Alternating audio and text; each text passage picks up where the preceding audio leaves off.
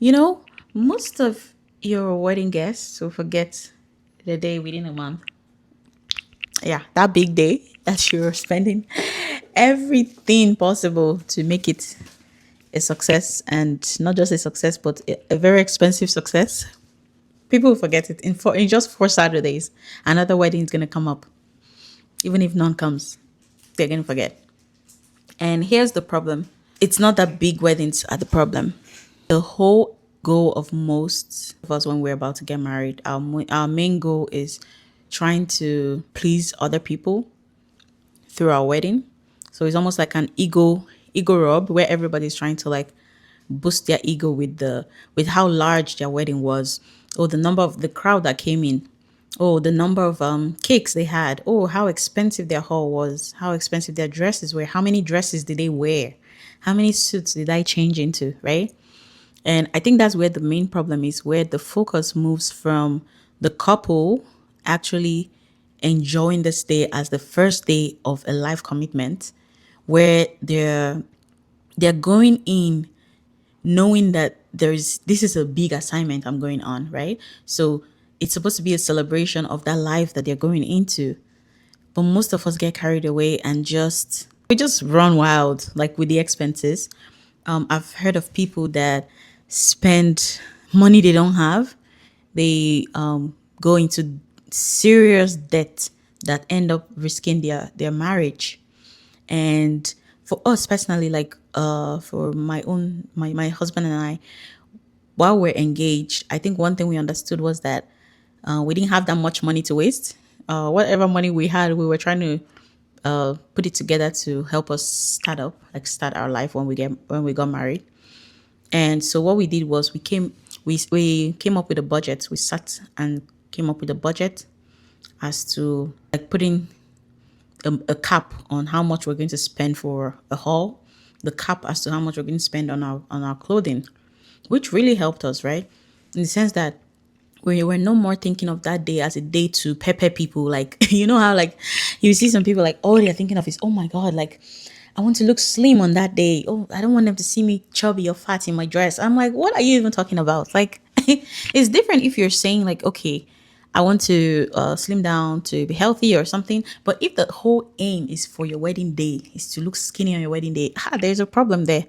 Because one thing with ego is that ego tries to give itself an identity through the way we see our body, from our social status, from our age, from our jobs, from our family, our friends. Just it uses things to build itself up. So unknowingly, you are just there massaging your ego unknowingly, right? And before you know it, you fall into the trap of building this entire journey of preparation into marriage for other people. Then you get into marriage and you're wondering, oh, what next? Do you get? Like, I think that's the main thing, is that in counseling, I see that most people feel as though, oh, having a wedding is a scam. It's not a scam if you know what the intention of the wedding is supposed to be, right? Because most times before you do the wedding, in your mind, you're thinking, this is the only day of my marriage, right? You hear some people say, oh, you only get married once. You only get married once, yes. But if it's going to cost you an arm and a leg that you don't have, then you better stay within your budget. I think that's just the thing, is that I feel like the moment we move from that place where we're trying to prove a point to people, oh, the people that said, oh, I didn't marry a rich husband, oh, the people that said, my wedding is not going to be like theirs, oh, my friends, they wedded in this so hall that cost, let's say, $20,000, and me too, I want to show them that I can be in the hall that's $100,000. And you don't have the money, it's loan. Don't do it, oh. Don't do it. You and your husband, that will be the start of you people's quarrel. That debt, va? Debt from wedding is the worst kind of debt. So because I hear people's story, it's so sad because it could have been avoided.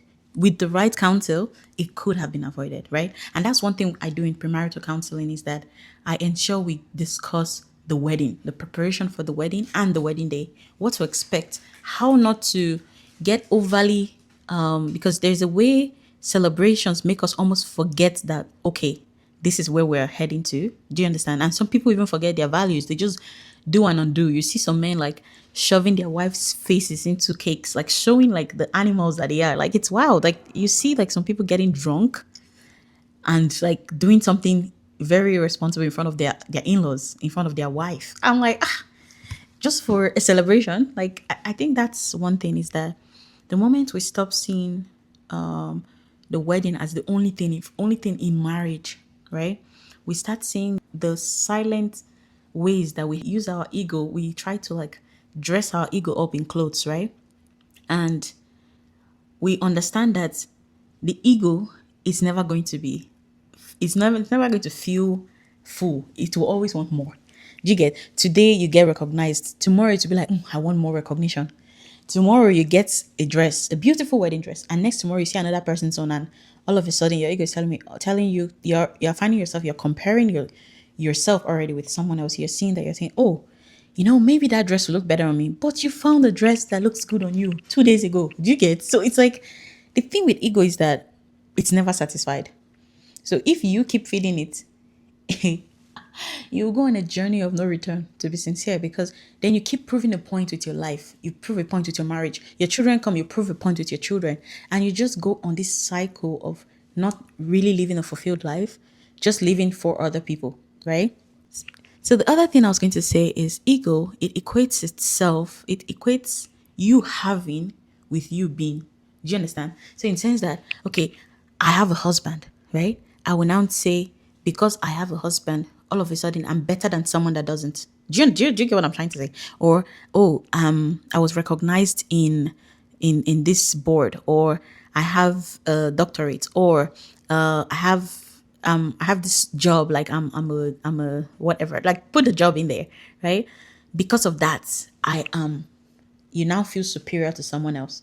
Do you understand? Or you're saying, okay, because I'm not married, or because I don't have a house, then you're feeling small. Do you understand? Because in other people's eyes, you feel as though people are seeing you, measuring you up as small because you don't have a house. Do you understand? So it's to see that ego can play out in two ways, where you can struggle to be what you're not and put yourself in debt and in trouble. On the other hand, you can feel so inferior that you hide all the beauty in you. Do you get? So I feel like most weddings are just a rub of ego. A lot of people just trying to prove a point to people. I think we need to shift now from that point of measuring ourselves up, comparing what the other person's wedding looked like. Oh, what I saw on Bella Niger, what I saw on the famous weddings in the US, top 10 famous weddings. Why are you doing that to yourself? They're going to have top 10 every Saturday. Every Saturday, they're going to have a top 10. So is that even if you're the top 10 this Saturday, the next Saturday, there's going to be a different person. So why not conserve that money? Spend what you know would not choke you. Spend within your budget, right? Then use the rest to establish yourself. You and your husband, you can enjoy yourself. You can breathe after you get married. Do you get? So I would say the take home from this is have that discussion. Sit with your spouse or your engaged spouse. You guys have the discussion of the maximum you want to spend on your wedding, right? After you do that, then walk down from there. Every other thing has to fit into it. You can make adjustments here and there where it's okay. We can release maybe $1,000, $2,000 here and there, but don't go above your budget.